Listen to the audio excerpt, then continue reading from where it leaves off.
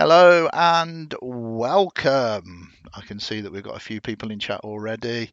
Hello, Paranoid. Hello, Brooks. Thank you for joining us. It is, and I really need to think about this, it is a Wednesday night with the bank holiday Monday throwing me out. It is a Wednesday night and it is 10:30 and we are back with Untold Chronicles once again. And it is Untold Chronicles The Dredges. Let us see, as we always need to do, whether the technology is working. And yes, it is, I am pleased to say. So, as always, with these Untold Chronicles, these late night games, we only have an hour and a half to move the story along. So we are very fast and brief with our introductions and hellos and thank yous.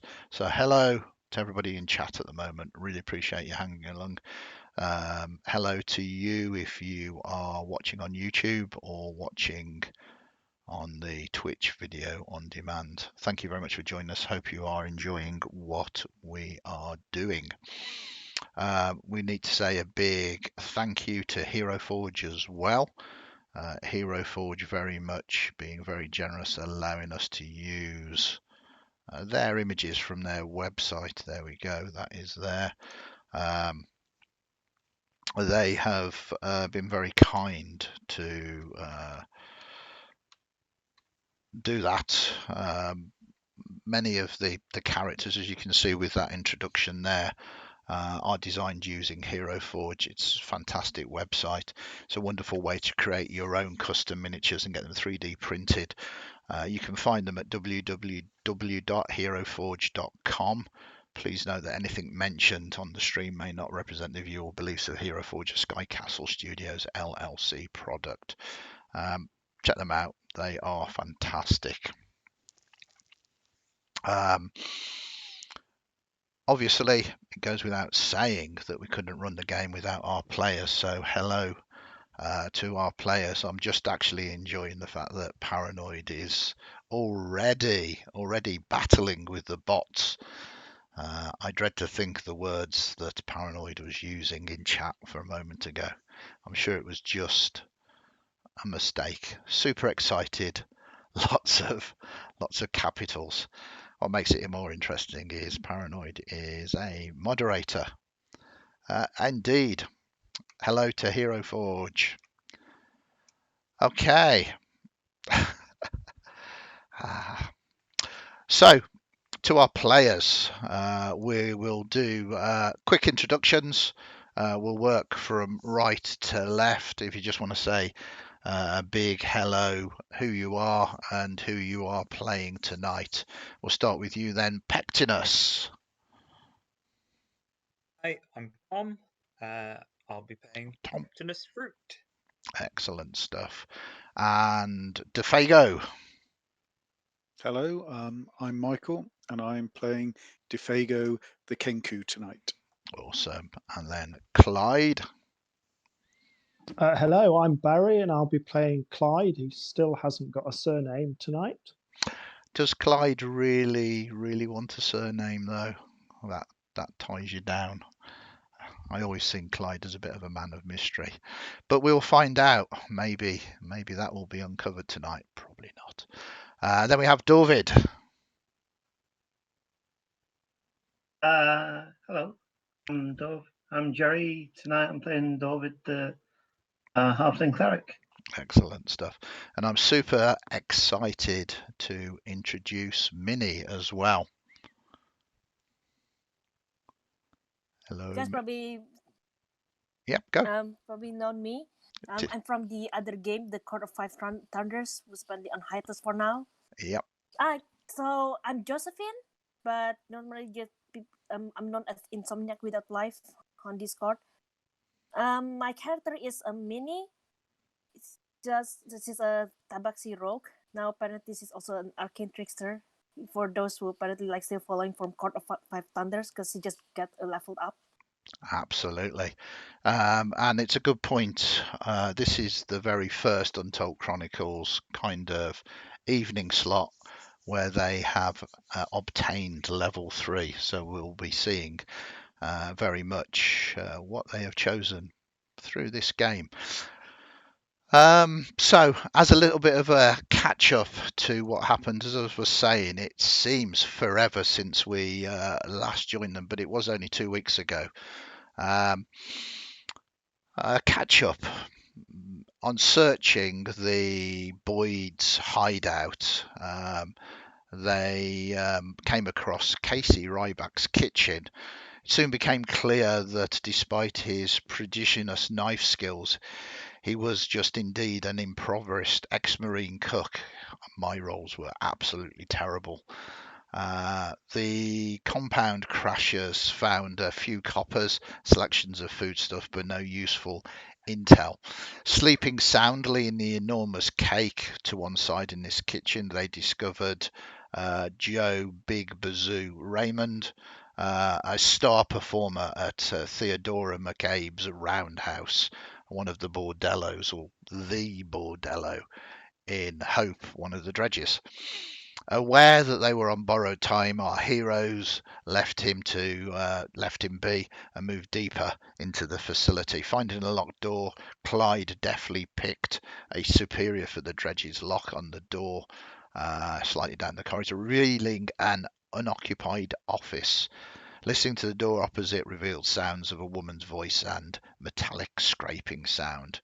Thinking Boyd's boys making merry in the room beyond was a more pressing issue, Clyde rashly opened fire on the nearest guard, catching both of them and his allies by surprise, but quickly putting down one of the guards. DeFago makes short work of the second as the alarm is raised. Dorvid takes a volley of crossbow bolts, causing an incensed Pectinus to charge into the fray, only to become the focus of the deadly volley. DeFago quickly ends the threat from one of the crossbowmen, whilst Dorvid surges to Pectinus's aid. As the battle with the last guard still rages, a hideous metal hound charges from the room beyond, guarding the escape of a woman who retreats towards the compound's exit. Meanwhile, Pectinus finally drew his mace to take down Dorvid's attacker. Clyde deftly dodges the metal beast to pursue the woman, only to be compelled by her to grovel as the beast closes on the rest of the group.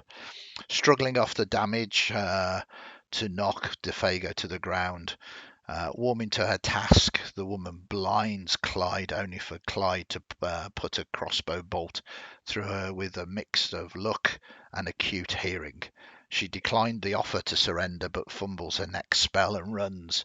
As DeFago finishes off the beast, overhauling the woman, Clyde puts a second arrow into her, and as the rest of the group rush to her aid, the woman, Belinda Book, surrenders. And this is the opening scene that we come to here. I will just call up the map, and here we go. So she has surrendered to you, and you are now out of initiative.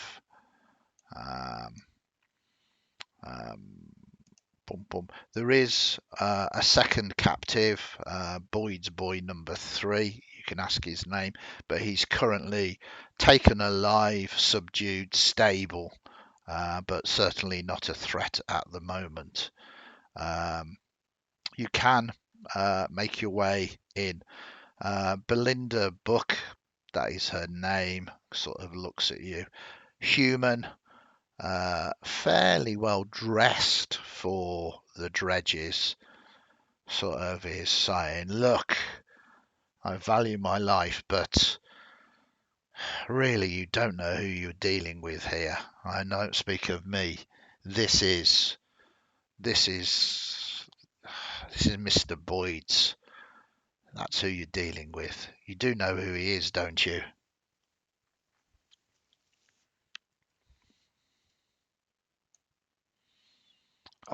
Obviously, there is silence. DeFago's going to limp off into that room that we briefly opened so he can bandage himself up. Okay. So say you're not in initiatives at the moment, so you can head into there. It's empty. It is an office, though. Did you get the description last time? Shall I refresh your memory That'd of be what it cool. looks like? Because I do have. Oops. I do have descriptions, don't I, chat, as I've just opened up a blank description of a note entitled A5, The Office. So there is no Ricky Gervais in there, you'll be pleased to know. It is an office. There are a number of items upon the desk. There is what appears to be a couple of drawers that quite possibly are locked. They've got keyholes. The desk is fairly well manufactured. There is also, I'm just looking this up here. Boop. That is what we want. There we go. There is also what appears to be um, a sort of dresser that is locked. It's kind of like a bookshelf with two doors that close down upon it. But it is empty, obviously securely locked. Go up to DeFago and cast Cure Wounds on him. Okay. So you should be able to target him either on the map or in the combat tracker. So very good of you to ensure you are looking after your own.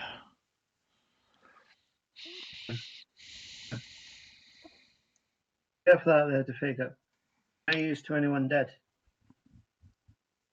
Hell yeah.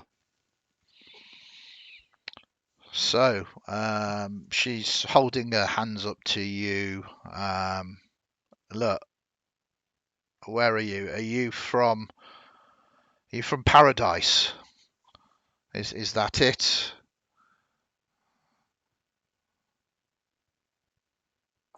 Can I gesture with the crossbow and make our way round to the office? And So you want to sort of bring her back down and sort of move her towards the office. Is that what you mean? Kind of menacingly. yes. Yeah. So give us an intimidation roll and give us it with advantage at the moment. The DC is low.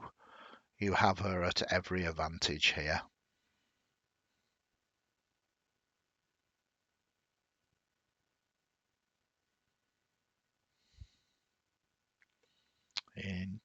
Intimidation.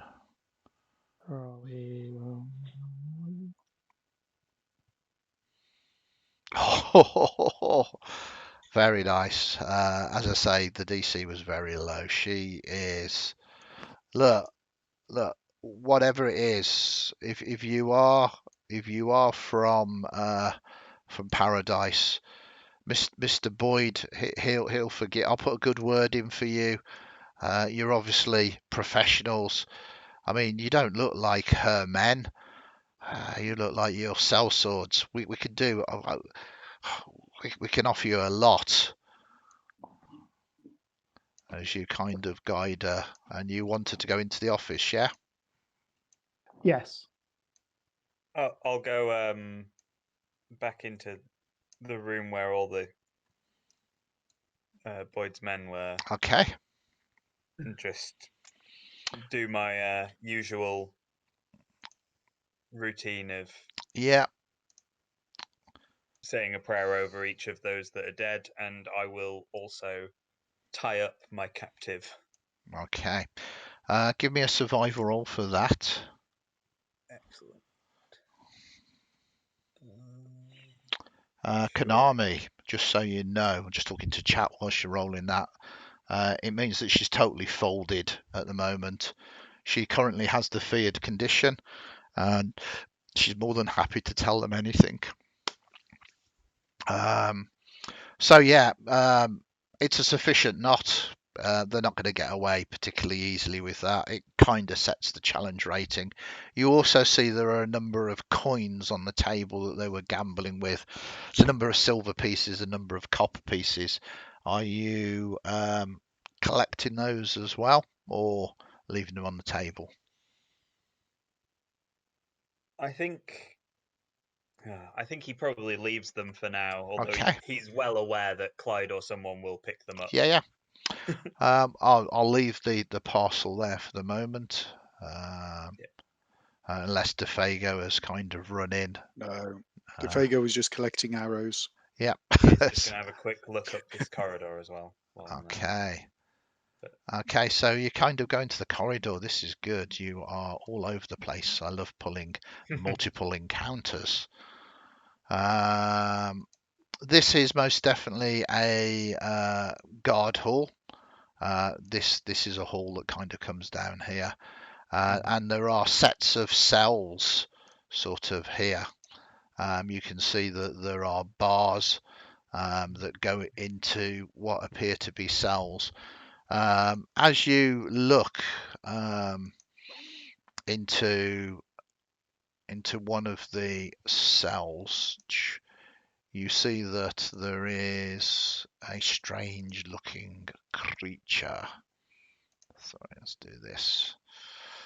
And it snarls at you angrily. So we'll put it in here. This is what the creature looks like.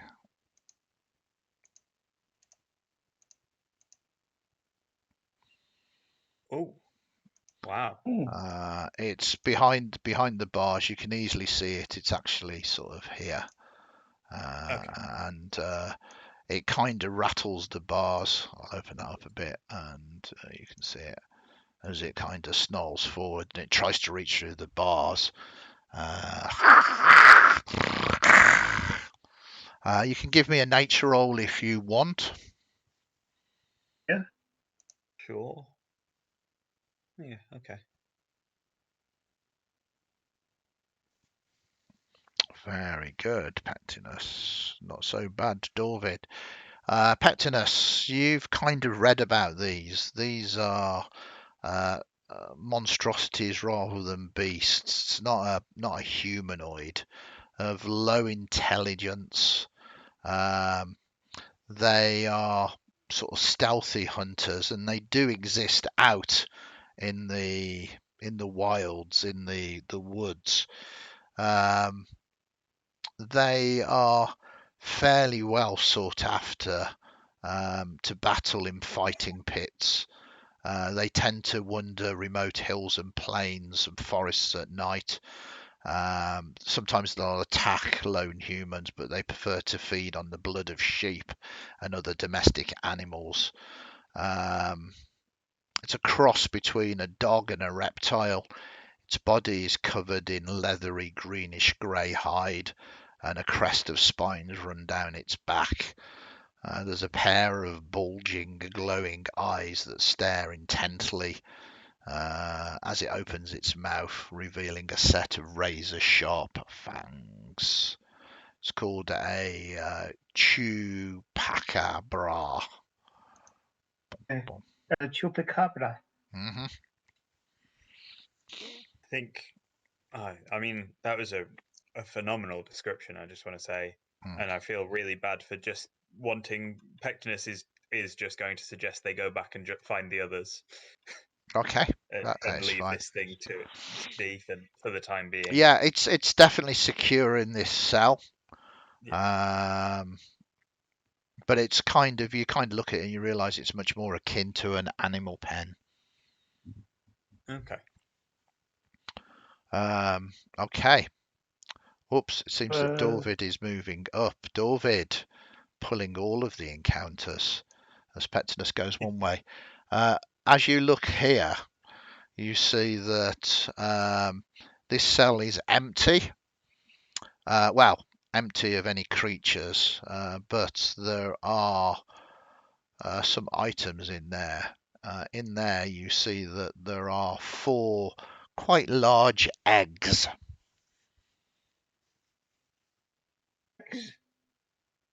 Right. Can I determine what kind of eggs they are, or?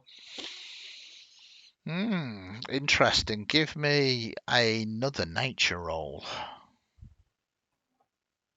Oh, you are rocking it with that critical success. You kind of stare at them and you kind of look at them. They're quite large, and you realise these are cockatrice eggs. Oh.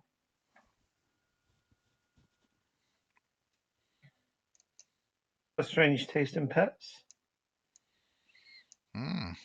Are you carrying on forward by yourself? Well, yes, is the answer, because I can see you moving up. Okay. As you move here, give me a perception roll. Okay.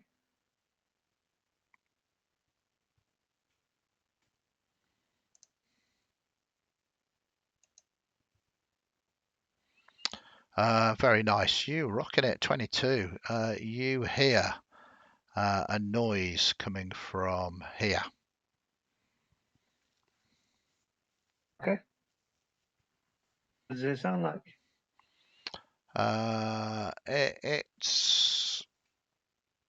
sounds almost like a flapping sort of a leathery sound. It's very faint, very faint.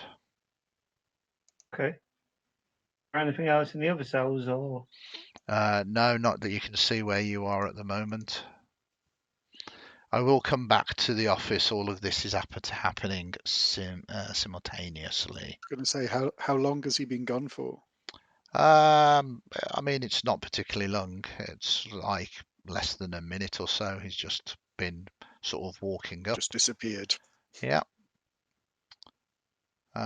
So you can see that there is what appears to be a cell door that is open here. You can't see anything inside it though. It's dark. Have you got dark vision? No. Okay, so you kind of peer in. The guard corridor was lit, so there's light spilling in from the guard corridor, but the individual cell isn't lit. Okay. I know well enough not to bloody dip my head in there. The other cells like closed, or are they empty? Just come back here a moment. Can you give me another perception? Stop moving your thing. Can you give me another perception roll, please? Perception. All right. Perception. Don't fail me now. Okay. You just about hear it. The door behind you sort of opens and an individual kind of runs out towards you. Doesn't take you by surprise, but you recognize him. His name is Morris Hagen. He is the person that you've been looking for. The person who works in the stables. Fortunately, your sharp reflexes, your sharp senses means that he doesn't get a surprise attack upon you. Can everybody roll initiatives, please?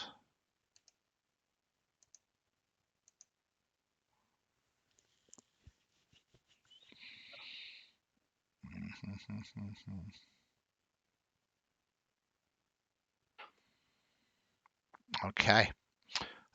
Perfect. So, boom, Pectinus, you don't really know what's going on. Dorvid, take a book off the bookshelf. Yeah.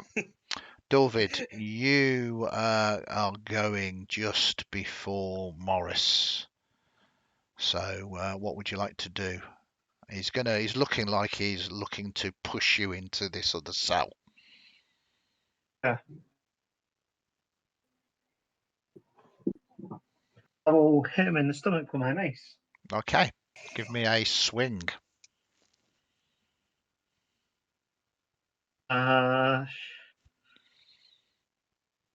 You hit him.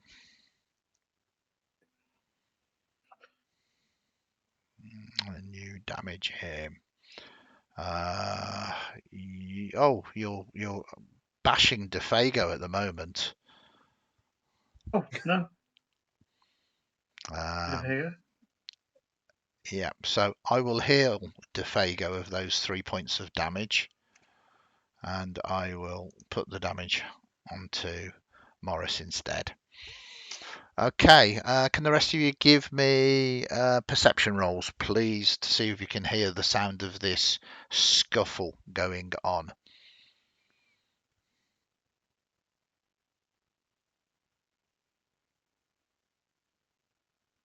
Pectinus is danger sense for Dorvid, kicks in with a 20. DeFago, not too much. Clyde, yeah, you hear that there is a scuffle going on. Unfortunately, DeFago, for your 6 seconds, you are oblivious to what is going on. And then we move to Morris. Morris himself is going to target you, Dorvid, and it is going to make a strength check against you. And it is rubbish. It is a 2. Can you give me strength or dexterity roll to see if you can avoid him being pushed into... Yep, so you easily stop him. It gives you a second shove. Oh, and this time it is much better. Can you give me... yeah, you can resist this again. Strength or dexterity? It is a fail this time, as he kind of is grappling you and shoving you ever towards this cell. Clyde, you heard something going on there. I'll shout to DeFago, sounds like trouble, and then to the woman, you stay where you are. Yeah. And I shall 30, 40, 50.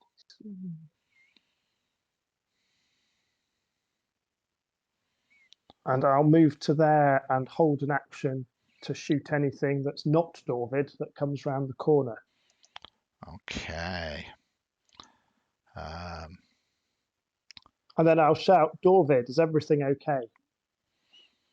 Tom Morris.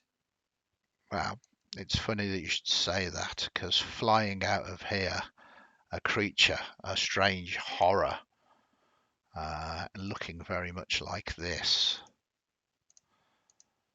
flies out of the room and attempts to attach itself to your head. Boom, boom, boom, boom, boom. Wandering off alone. A 19. What is your armor class? 18. Okay, so this does 8 points of damage to you, and it completely encases your head, meaning you are blinded by it, as it is just on your head now, and you feel it. You can't breathe. It's kind of crushing your skull.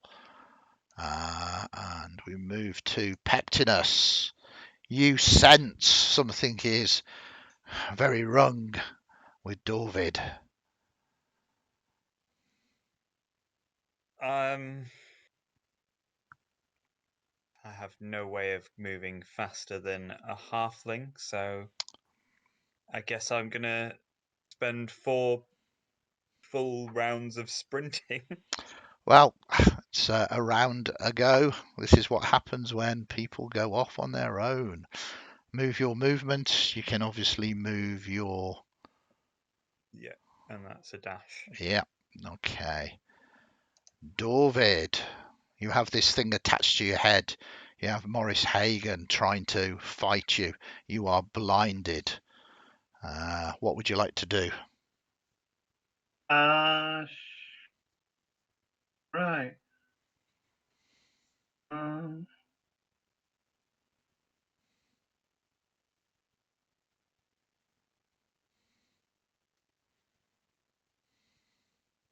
Can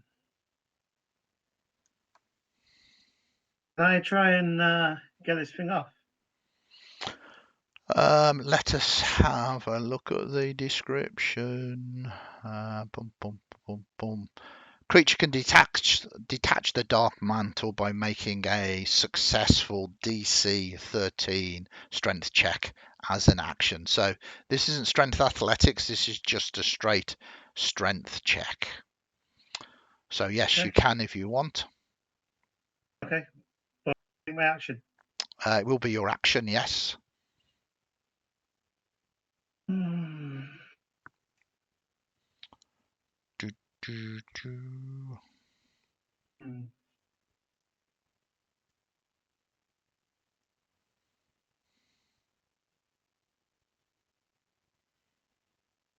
I'm gonna try and get off. Okay, so this is just a strength check, so a straight strength.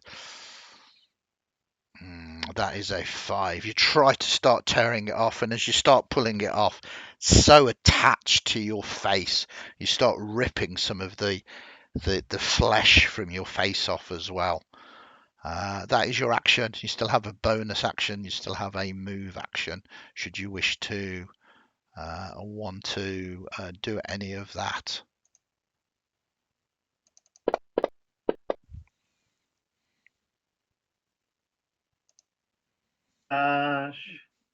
Oh, actually, since I'm a subscriber, do I get a heroic action point? You do have a heroic action point. If you want to use that, you are more than welcome to. You want to do it to re-roll your strength check? Yep. Okay, give it another roll. I'm afraid. Well, I am a halfling. You are a halfling. You managed to pull this thing off your face. You are no longer blinded. It is next to you, though. It has a flying I'm going speed. to use it. It is your action to do that. You have a bonus action and a move action. I'm going to use my bonus action to cast healing word on myself. Yep. Sorry,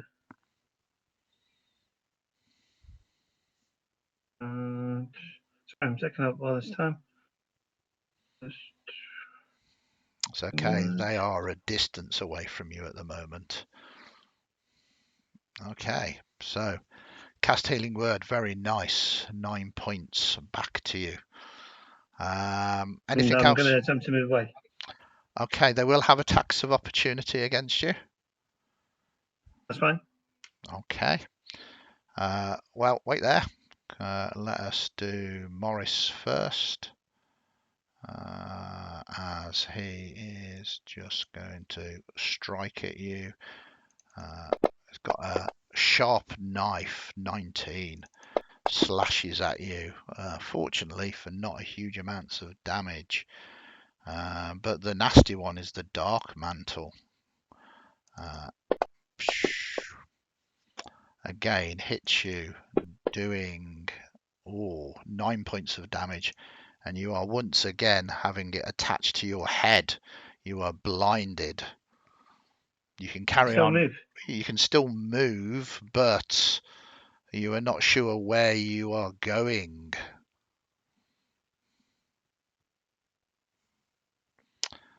So 25 feet. The thing's still on your head. 5, 10, 15, 20. Sorry, 25 is there. 5, 10, 15, 20, 25. You got 25 feet, or is it 30 feet for you? Yeah. Okay. It is once again stuck to your head. DeFago.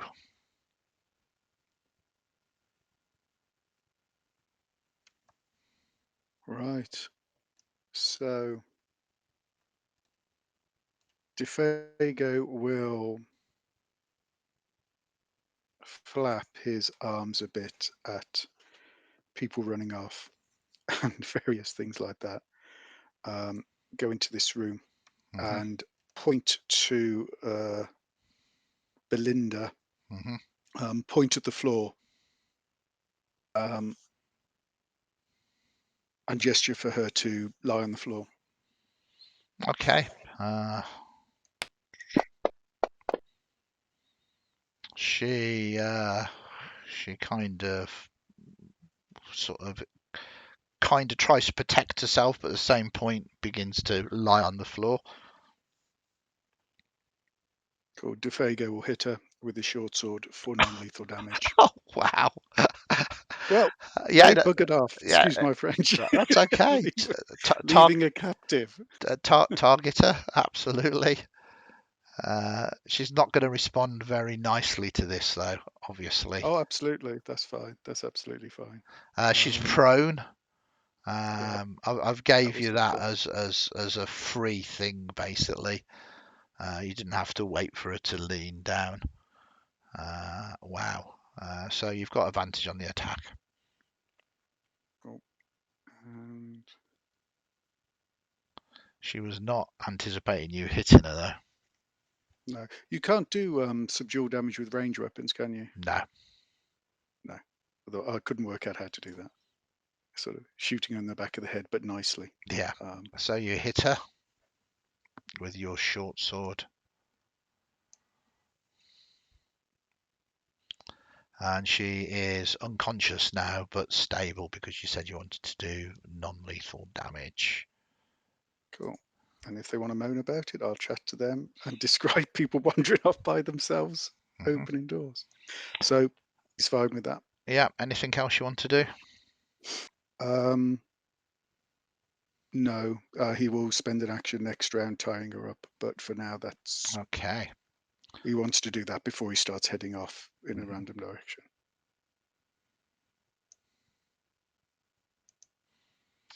Okay, so that happens there. Right. So Clyde and Pectinus, you begin to see something strange happen. In this area here that I'm just about to draw for you, there is a sort of glowing, almost radiant light. The energy is immense, though, as you see the stonework itself begin to be disintegrated as it seems to expand. And then, in the middle of all of this radiant, glowing energy, is something that you did not anticipate to see.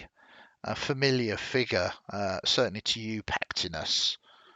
A tabaxi, looking like they have appeared out of nowhere. Minnie, welcome to the game. One moment you were fighting for your life in a terrible marsh. Now you seem to be somewhere else. The cold stone of a floor beneath you. You are disorientated, but you do see that there is an individual kind of rushing towards you with a bow raised. Fortunately, beyond him, though, you see a familiar face, someone from the time in the smoke. You can also quite clearly hear sounds of combat coming from the north. What would you like to see? So Minnie, she's standing, right? Yeah, you are standing. Superhero sort of arrival. Minnie's gonna raise her hand and this gesture. She's going to okay, don't try to shoot me now. I just arrived here. I don't know what's going. Wait, she's going to look at this person approaching her. And, wait, I think I know you. You're that. Are you a cleric? You can respond. It's a free action to talk. I think Pectinus would simply respond by gesturing roughly towards up the direction up the corridor and shouting, "Help him!" Huh? Where? Oh, that corridor. Okay. Give me more. Kind of not like I'm going to look around quickly, like just to know where roughly I am. Yep, you're in a Oh. corridor, as you can see, and it's lit. And as I said, where I've drawn the yellow arrow, you can hear the sounds of struggle going on. Right. I'm gonna move. 6 feet. It's probably gonna be a bit wobbly, so 3, 4, 5, 6. Can I see anything? Not at the moment, unfortunately. I don't I'm think going so. to dash then. Yeah. I mean, you can use your feline agility to double your move should you Oh wish yeah, to. the agility first. Okay, feline agility. So as you sort of get to here, you can see that here there is another halfling, and the halfling is struggling at the moment with a hideous thing attached to his head. I don't know whether you saw it before. It seems to be crushing his skull at the moment. Instinctively, Minnie, because she just saw this person and like this thing, she's Mhm. going to try to reach her hand out, and by accident, she's going to do something. She's going to cast chill touch by accident. Okay, It's just that like is. she was in the panic, like she's Mhm. like that thing, like get away from that, get away! Like she's going to like try to shout like from here. I think she can, yeah. She's Yep. gonna cast chill touch immediately. Okay. So, can you remember how to target in Fantasy Grounds? Shift, but I'm not sure. Wait, It's but then I'll target Dorfit. So how c- do? control. I'll move them apart a bit so you can see the dark mantle. It's Am I control. targeting? Yes, you are. That is brilliant. Right. And yes, do your attack.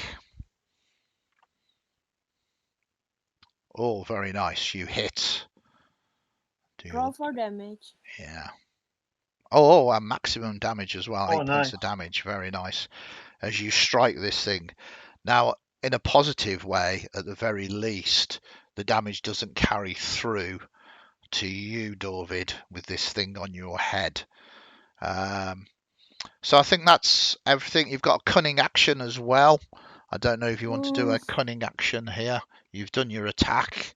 Because she's going. Because she remembered that this guy said to help this person. Okay, so this thing is still attached to that thing, right? Yes. She's going to try to dash. Okay, she's going to use her bonus action to dash. Right to there. Very cool. Yeah, here. I think she's gonna try to wait. So the mantle is right next, is on Dorfit, right? So I should be It's standing covering his head like a mask or a hood, fully covering his head. at the same time. I'm going to say to Dorfit like, okay, I'm here. Okay, Right. very I'm nice. gonna try to get it off you. Yeah. Okay, hang on. Okay. Very good. Then we move to Clyde.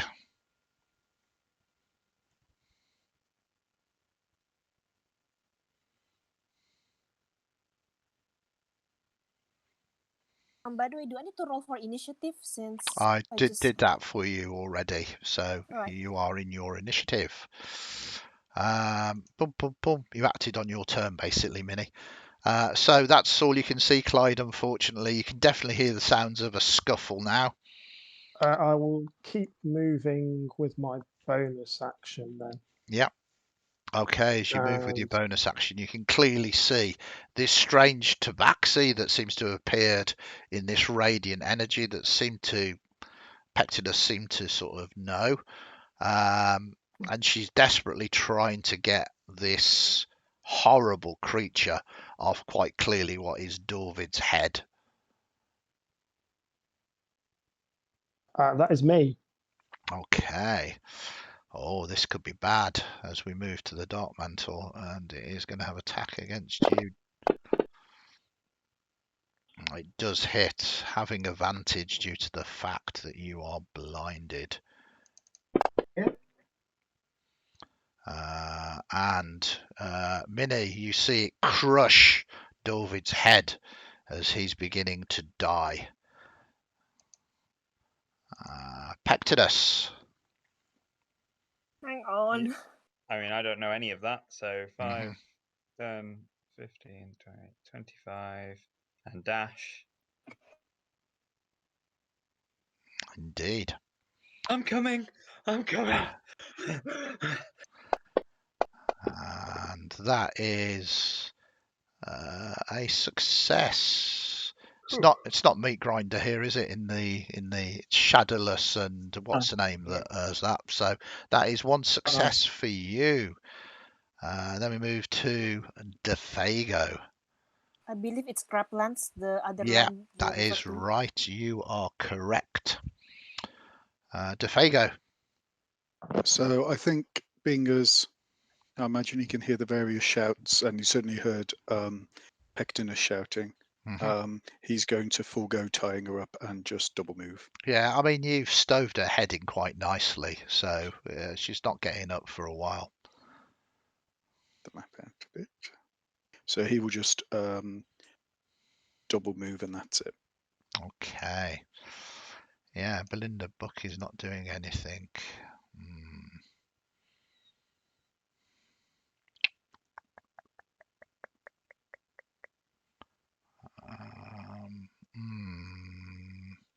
How brave is Morris being? Yeah, he's going to wait.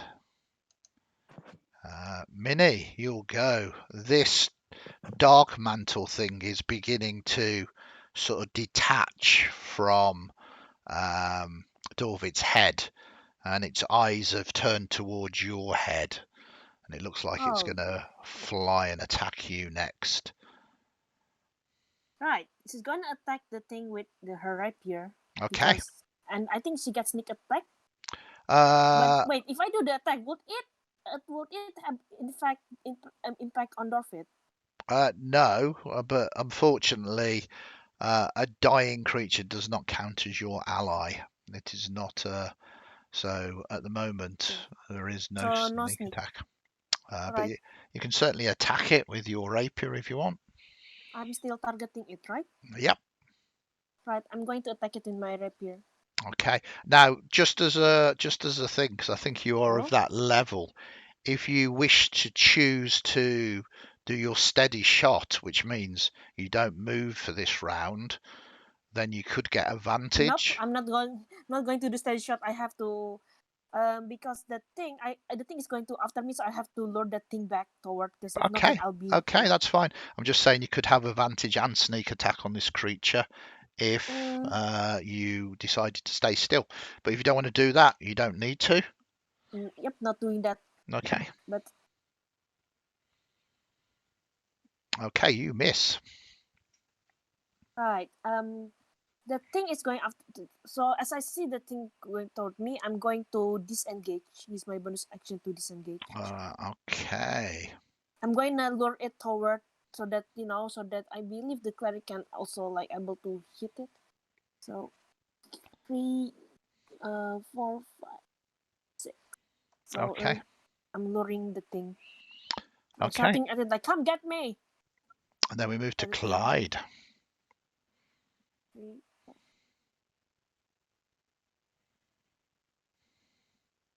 I am going to use my steady aim, and I'm going to shoot to the dark mantle. Yep, that is good. So you get your advantage and you get your sneak attack.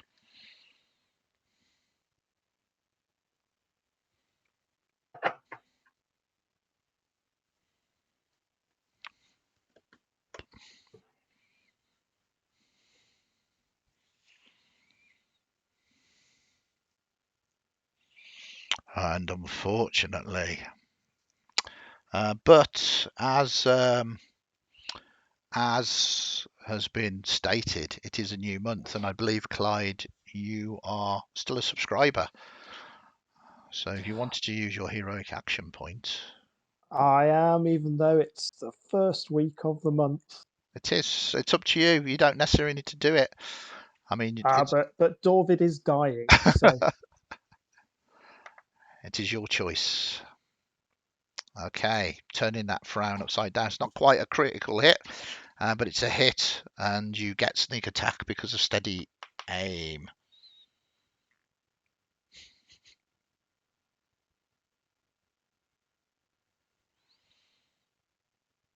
So that would be 14 points in total. Okay. Has your d6s increased now for sneak attack? Because you are now 3rd level. Believe so? Yeah, it should do. Should be Every 2d6. other level. So you get to roll another d6 as well. Look at me being a kind GM and rewarded with that one. So let me do some maths here. So you hit it for the 8, which has been added, and then we need to add another 7.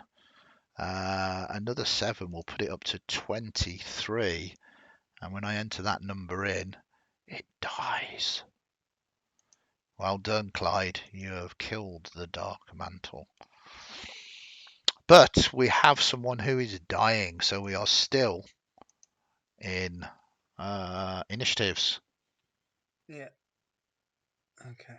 5, 10, 15, 20, 25. Still can't see David. No, he went a long way by himself. Yeah. By all these curious cells. 5, 10, 15, 20, 25.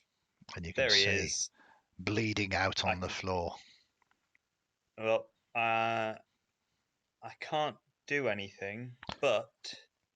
Well, I can't do anything about the fact that he's bleeding out at the moment. But I can... Healing word is a bonus. Used all of my spells last session. Oh, no. But I do have... I believe I can use a bonus action to turn my my use of Channel Divinity into a spell slot, so that next turn I'll be able to heal him. Okay. We've got 2nd level spells now. Okay, you've not technically had that long taken a rest. long So we move to you, and another success. David, you are very lucky. DeFago, you'll go. Double move again. 15, 20, 25, 30, 5, 10. Okay. 15, 20, 25, 30, I think. Okay, very good. So move to Belinda, and then out of nowhere, out of this cell, Maurice Hagen runs. You recognise him. He's the person that runs the stables. He's got a sharp, jagged blade, runs forward, holds it to David's throat.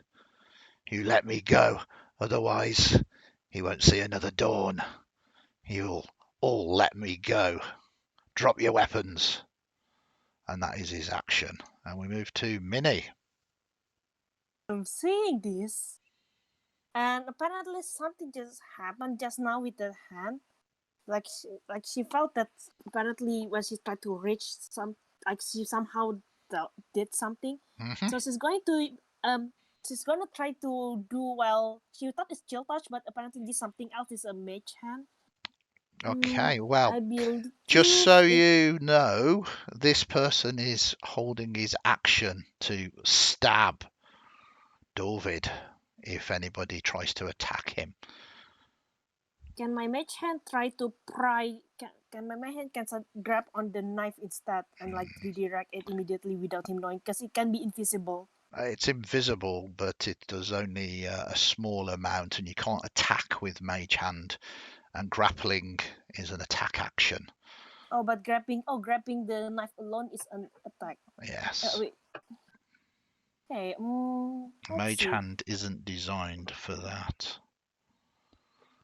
But if you take an action against him, it sounds very much like he is going to try and kill David. It's up to you. This is a tough choice because she doesn't know what's going. Okay.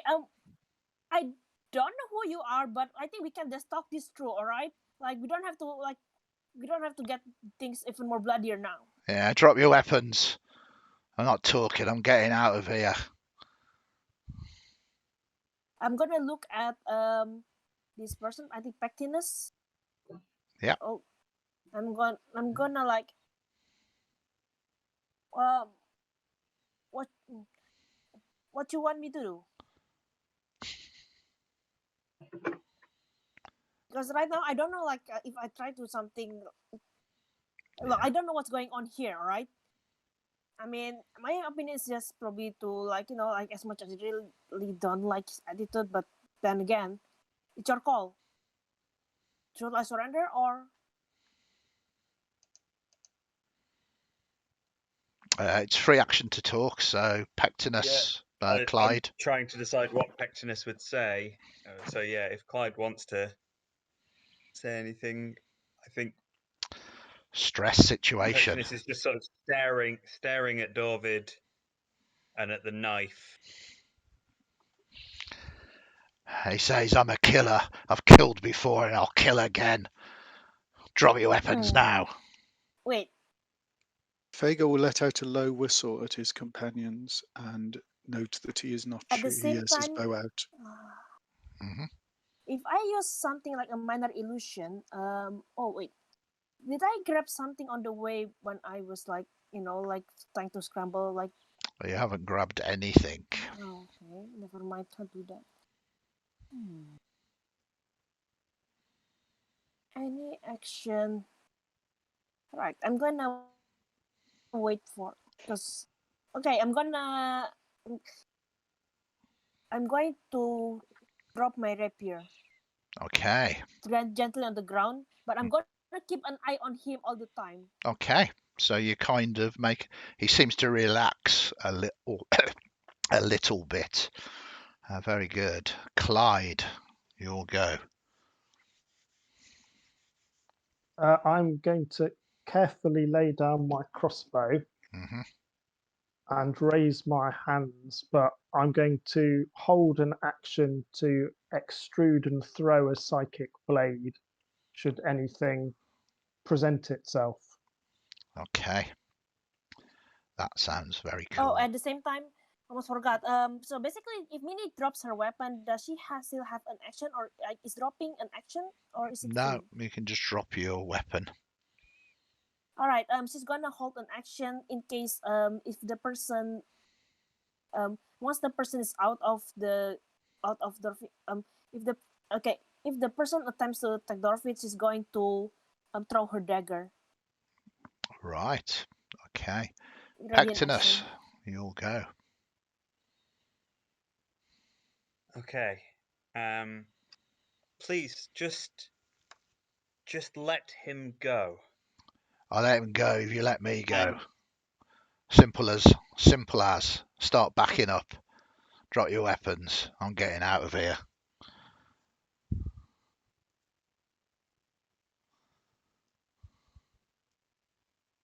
I really need that spell slot to heal him. There's so many different ways I can do something if I don't heal him. You know Tough choices. I think Pectinus is going to cast. Can I cast if a spell says targets a creature? I can cast it on an unconscious creature, right? I mean, what are you trying? If it helps, Are you I'm doing wondering if Sanctuary? I could cast Sanctuary. Yeah, on, you can on cast. David. You can cast Sanctuary on David. I would allow that. It's very cinematic as you kind of want to try and protect him. So if that's what you want to do, you know what? I'm not in range. Okay. And I'm assuming that if I start walking forward 20 feet, he might take that as a threatening action. Yes. Yeah. I mean. Okay. In that case, when I say let him go, I actually lace the words with magic and I cast Healing Word on David. Okay, I thought he was going to go for command. I was thinking about that as well. Okay. That was incredibly tempting. Yeah, no, it's all fun and interesting times. So, Dorvid, you come back to. You are currently sort of grappled by this fellow who's got a knife to your neck. He's not going to take that as an aggressive action, though, so that doesn't trigger his stabbing of you. Anything else you want to do, Pectinus?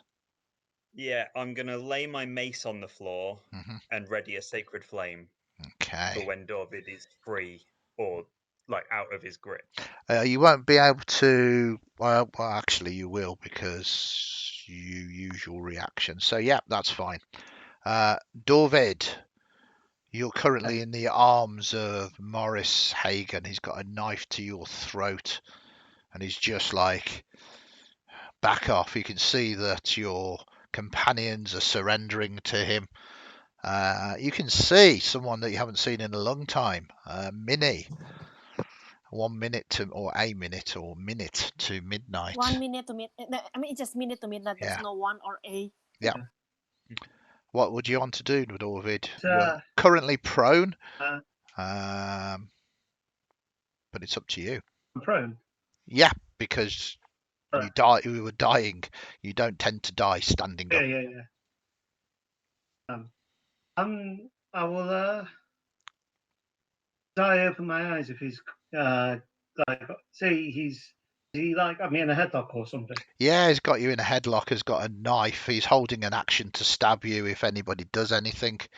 So if you make an action to try and get through, he's no doubt going to try and attack you. Oh, so tempting. Hey, you know what? I'm gonna grab hold of his wrist. I'm gonna cast Inflict Wounds. Wow. Okay.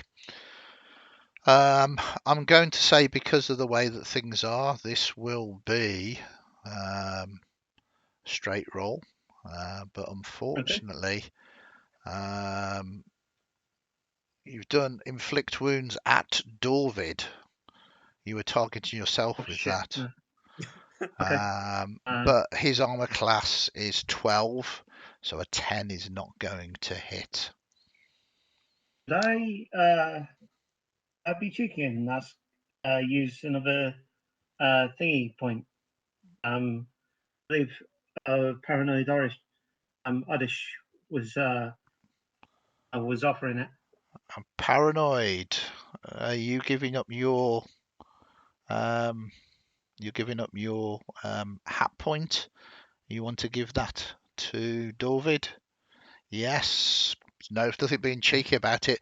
Paranoid is very invested in the characters of Pectinus and Dorvid. So yes, roll away. You are looking for.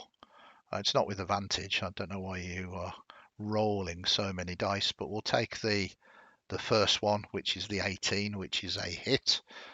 So inflict those wounds. Instant death as you kill him outright and he collapses to the ground.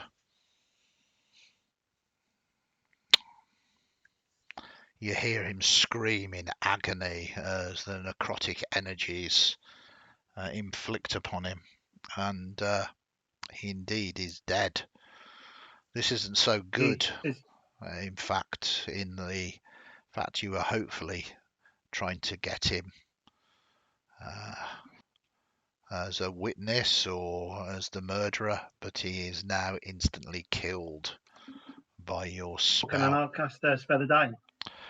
Well, he's dead. He's instant death. You exceeded his hit points by more than he had. So he's not bleeding out. He doesn't need to be stabilized. Your power of your conviction of your spell has killed him. With that, though, we do come out of initiatives. I think as he dies, Dorvid will say to him, "You ain't no killer, just a bitch." Fair enough. Okay, so he's gonna grab her weapon. Yep, you can collect your weapons. You are out of initiatives at the moment. Can I swear long and hard at Dorvid and say, well, we're not going to be taking him back for trial now, are we? Hell no. In the throat. Had the Can- knife Pectinus pushed just in gives my him a throat. hug. Minnie is going to go and see this body. Try to figure out who this guy is. Just Okay. try observing. Give me an investigation roll. Okay.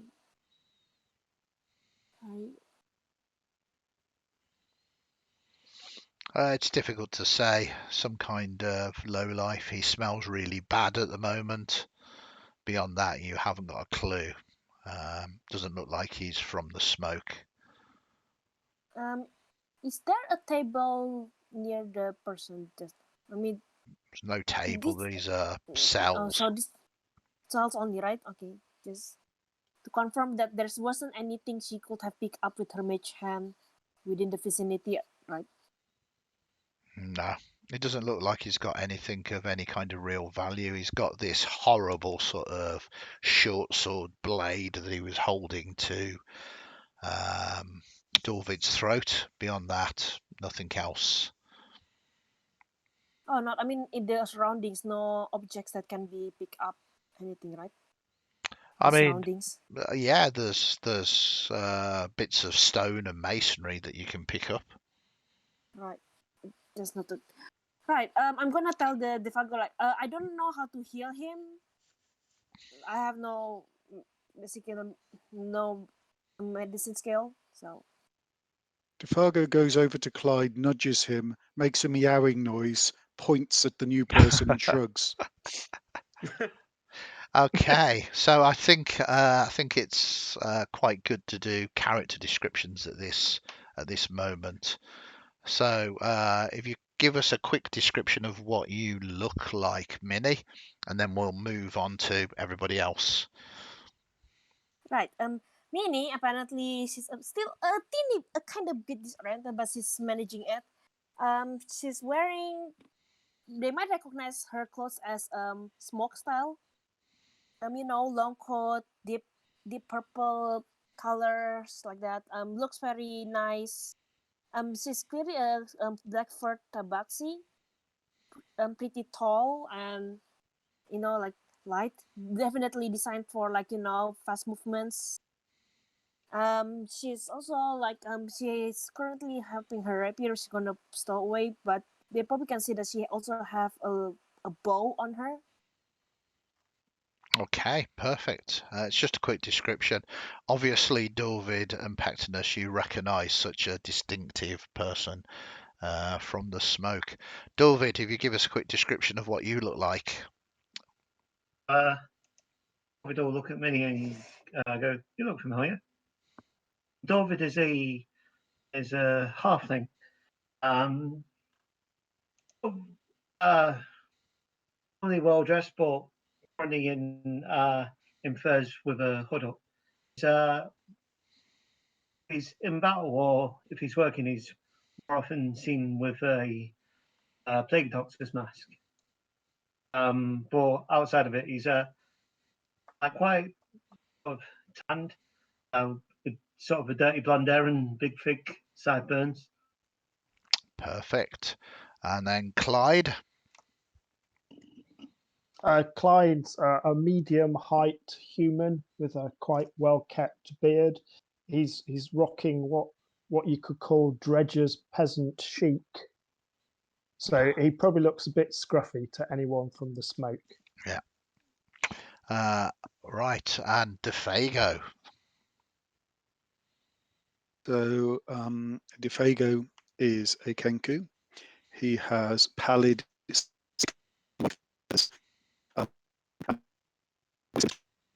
bohemian look to those who are from the smoke. Be dressed in leathers, very well put together, even though he says so himself. And last but not least, Pectinus. Yeah, Pectinus is slightly short, slightly overweight halfling, dressed in what used to be glistening armor that had clearly not seen very much action, but is getting more and more worn over the last few days. Perfect.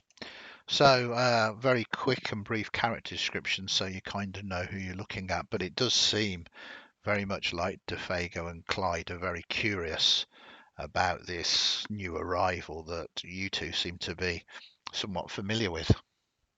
I mean, from the outside, she will look like a traveler of sorts, but also from her clothing is like she's, like trying to be somewhat discreet, because the colors, everything is like so dark, like it's perfect for blending in. So Minnie's gonna ask, all right, where am I? What is this place?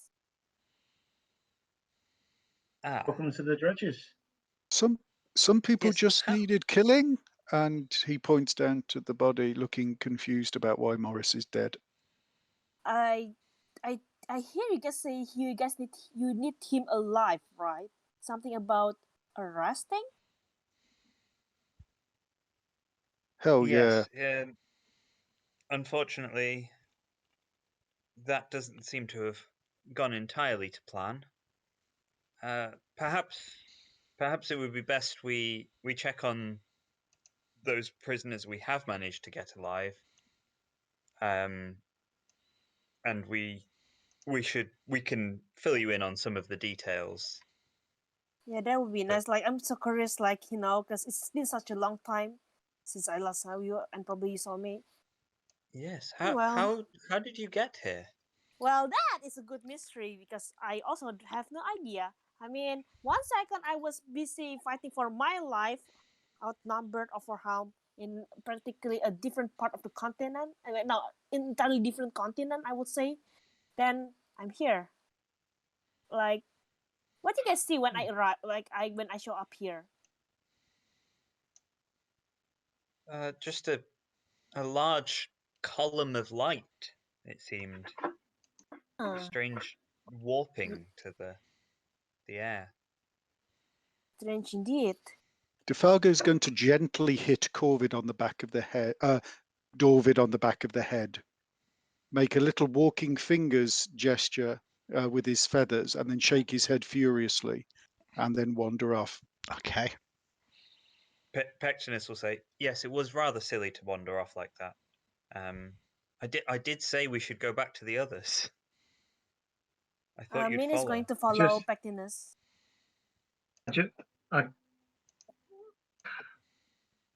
Curiosity got the better of me. I apologise. Pectinus will pick his mace up on the way out. Yep, that is not a problem. If you guys were supposed to be like, I'm guessing he's a fugitive because you mentioned him about arresting him. Have you like picked up proof of sort, just in case you want to report back to whatever authority that this fugitive of yours is dead already? He's not, strictly speaking, a fugitive. This particular establishment is owned by the town's corrupt official. He was hiding out here, so it's fairly certain that without him alive, we're not going to be able to prove much. I see. I assume Belinda is still unconscious. She's sorry, you go first. Sorry, DeFago has a look on his beak saying, go on, say something, you bunch of people who ran off leaving her here. Go on, I dare you to criticize what action I had to take. So funnily enough, Pectinus is definitely going to say, good idea. Sorry. Hell yeah. So let did me what get you this. had to figure. You go first. Right. If I may ask now, so you're trying to get proof that apparently this person is committed a crime, same as that guy that was just also killed, unfortunately.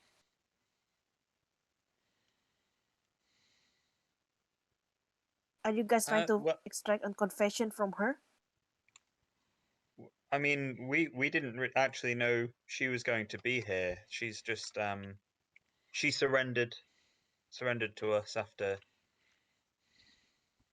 a bit of a scuffle. All right. Can I see how she looks like? Yes, she's human. Pretty much as she kind of looks on the stream there. She's got sort of mousy brown hair that is shoulder length.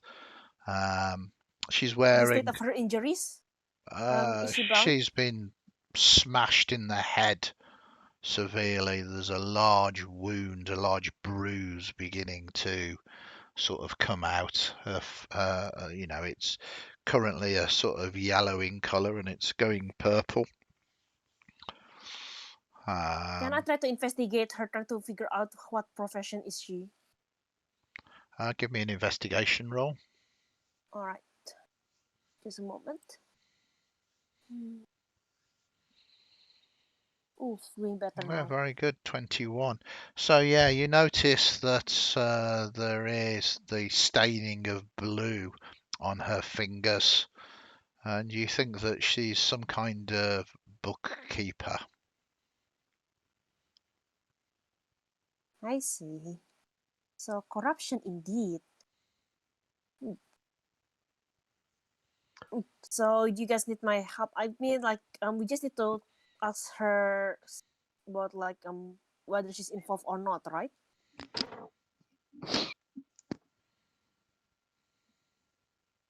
Andy, can I Yeah. lug back the thing that was attached to Dorvid's head when I came Yeah, around the corner? absolutely. It's horrible. It's kind of like the body of what you might imagine a squid to be, a large a small sized sort of squid that kind of can fit directly over your head.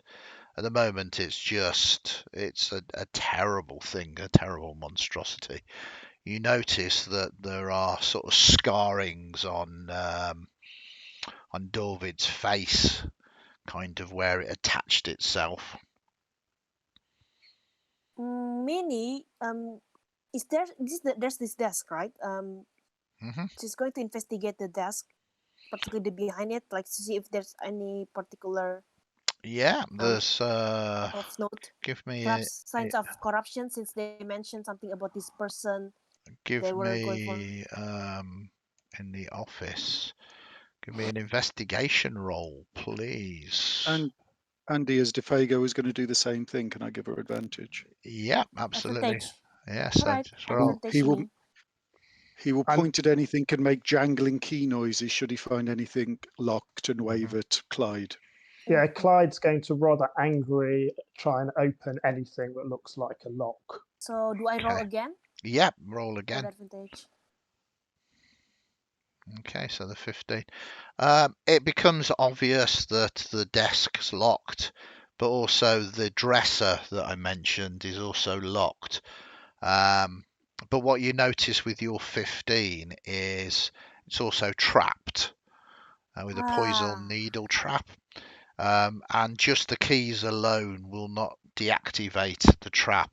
There's somewhere a hidden mechanism that you have to manipulate to deactivate the trap. Wait, there is something interesting though. I think I could try to disarm everything from a range because she just realized that just now she accidentally made that hand thingy. So she figured out that if she can use that hand to attack someone, attack that creature just now, what if she used the hand to instead try to hold something? So it's similar. I mean, instead of attacking, but you can certainly try. You are an arcane trickster, and one of the cool abilities that you've got is to be able to use your mage hand to disarm traps. If you First want. of all, where's the direction of the traps? Like if it's activated, to which direction will the dart shoot? It's not a dart; it's a needle. Gas, right? So it will go into your hand. It won't shoot out. It will just kind of pierce you if you were trying to do it. So you can certainly do that if you want. So from a safe distance, I would like to try to disarm it. Okay. So this is going to be a sleight of hand, but using your mage hand to do this. And it's a cantrip, so there's no like cost or anything, no rolls needed to cast the cantrip No, itself. it's just a cantrip. You just have to give me a sleight of hand roll. With dexterity modifier or no dexterity modifier? It depends whether you've got it as your skill. So at the moment, for some reason, you've got 2 sleight of hand abilities there. I don't know quite why. Strange. How have you got sleight of hand twice there? The one of them uses the dexterity, the other one doesn't have the dexterity modifier. So one is like just the proficiency and the other has the dexterity modifier added to the proficiency. Yeah, so are you proficient in sleight of hand? Yes. Okay, so if you're proficient in sleight of hand, then you just give me a sleight of hand roll with your proficiency. Oh, so no dexterity. Oh, I mean without the dexterity modifier? Yeah, with dexterity. A sleight of hand is a dexterity-based thing. You also get a D4 because Dorvid is putting guidance upon you. Right, just I'm at the safe location right now, right? Where I am standing. This is like if the trap triggers, it shouldn't affect me, right? That's correct, unless there's something else that you've missed. Should I do investigation check on the... You've already investigated it and you got a I 15. think If you've missed something, who knows what could happen. If you critically fail at an ability, who knows what could happen. These are the chances that you take. All right. Minnie will probably be just confident, assuming that her investigation means that she doesn't have to go through the rest of the room. So yeah, give me that sleight of hand with +5. Oh wait, with advantage, right?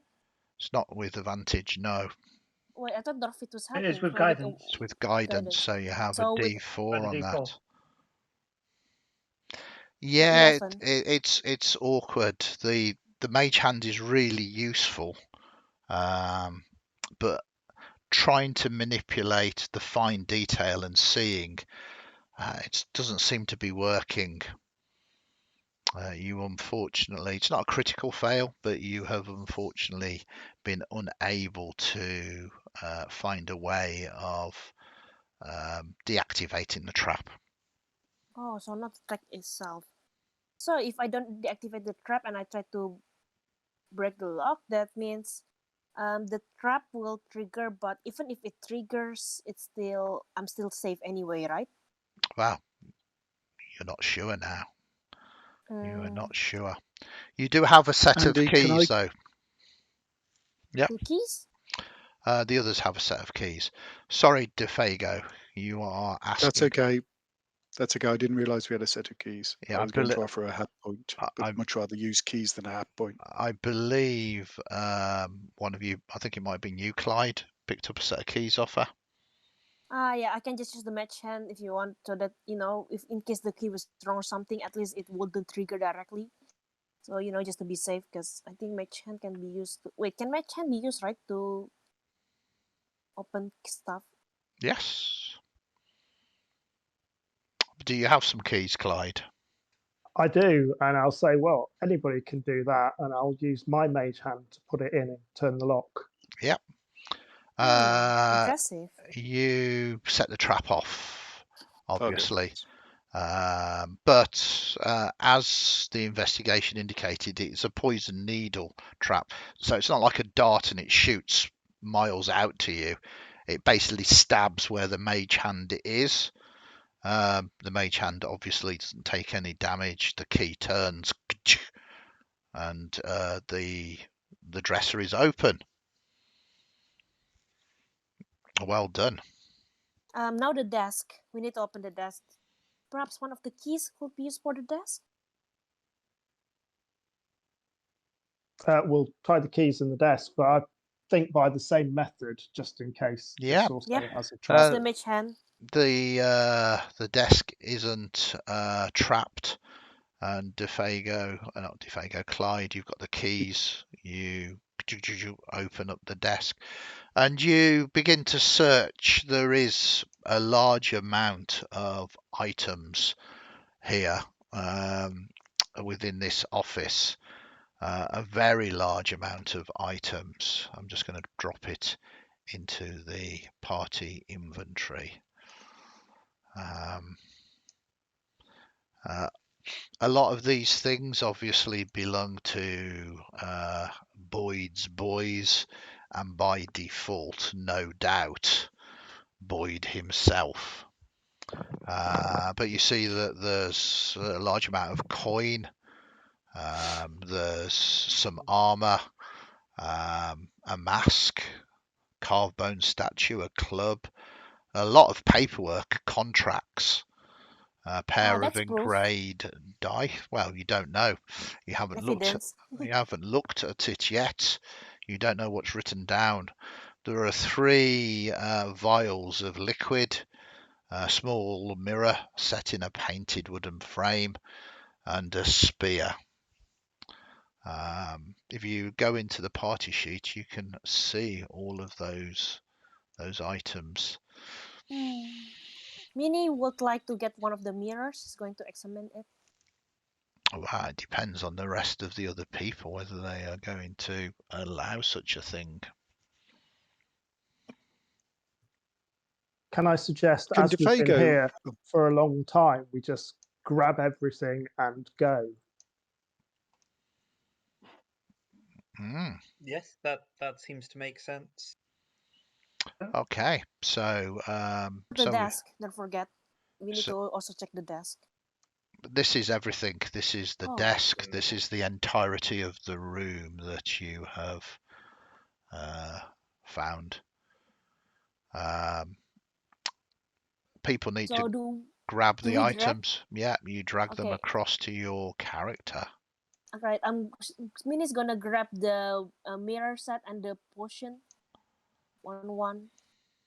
Anyone after some armor? Scale mail. Tempting. Oh wait, yeah.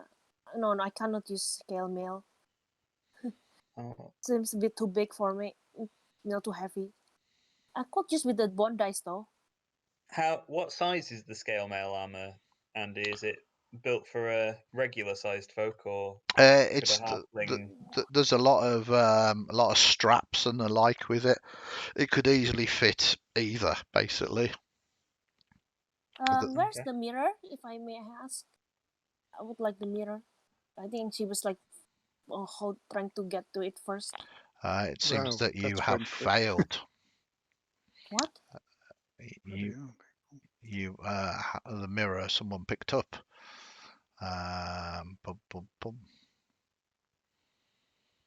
So there is just a single sort of wooden club left in the cabinet. Refined club. I mean, I would rather have the mirror though, to be honest. If I can try the club for the mirror. Okay. Okay, Defago once again points at Minnie, meows, and shrugs as a "who is she?" because no one has explained who she is. This is story.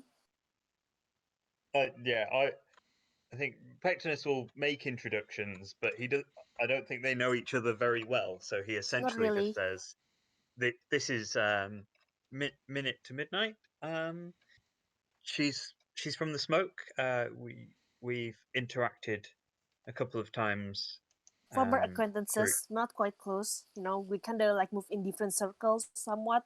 The only common thing that binds us is just knowledge. Because I did ask for his help a couple of times, but not really that frequently. Yes, and as she says, we moved in somewhat different circles. In that, I spoke with Dorvid, and yes, that's it. Well, Defago will make a small bow and say, "You made it out in one piece." Very good. Strange. So, do you want to just split the money equally between yourselves? I was going to say there's a startlingly large amount of money there. Yeah. Oh no, we have to do the Well, maths. at least from my perspective as a Yeah, character yeah, with no, 1 gold piece. absolutely. Do you want me to distribute it amongst the 5 of you? Yes. Sure. Seems reasonable. Okay, so the maths is already done for you, and that is added to your character sheets as you gather that up. You gather those items. You have an unconscious Belinda here. She's seen you. She knows who you are. What would you like to do about it? Are you taking her with you? Are you bringing her into consciousness so you can perhaps question her? Or are you going to do something else? You don't need to I tell think me now because I it is midnight. You can have a think about that, and we will pick up the story again next session when you decide exactly what you want to do with Belinda Book, and maybe have a quick flick through the contracts and the like to see if there's any evidence here so far that can help you clear the name of the Smith's wife. Thank you very much, everybody. Thank you very much, everybody in chat. Hope you've enjoyed it. It goes so fast, only an hour and a half. But we will be back next week with another Untold Chronicles. In the meantime, have a great week, and we will catch you very, very shortly. Stay safe, everybody. Take care.